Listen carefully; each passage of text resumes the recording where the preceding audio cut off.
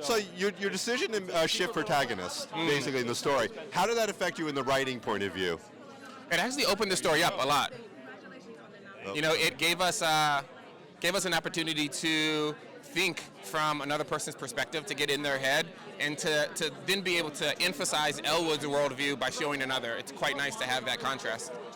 Obviously, the key relationship is the boys. Yeah. You know, that's the heart of the film. I did love the moment where Elwood forgave Turner for not handing him Hattie's vote. How did you view the relationship? Because they felt like normal boys to me. Yeah.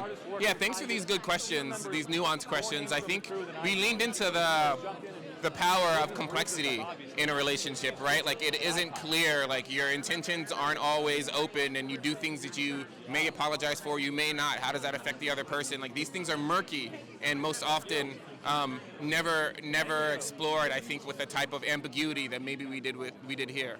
Maybe.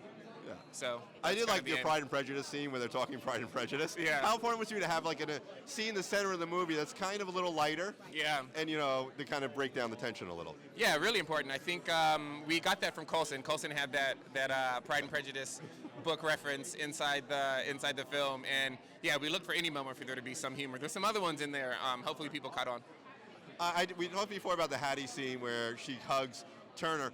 I also like the end scene where Turner has to break the news to Hattie that Elwood died. Did you always have a bookend that they would actually bookend those two scenes and they would be each other's, bearer of bad news and consolers? No, we didn't. A lot of the film, especially when you put it in the hand of such, talented and spontaneous and authentic actors, these things happen naturally. We didn't plan a hug in that final scene, and Anjanou just leapt out and grabbed Brandon, who was Turner, and pulled him in, and then that echo became evident. Wow, that's a good sign for writers that sometimes, on set, things could change. Yeah. Congratulations on the Sullivan Award. This movie addresses actually a very serious issue, of course. What was the process of sifting through all the research and deciding what to include and what not to include? Yeah, I think it's, trusting one's gut intuition and trying to be as minimal as possible. I think, taking a maximalist approach, which is, of course, the opposite, was not what we wanted to do.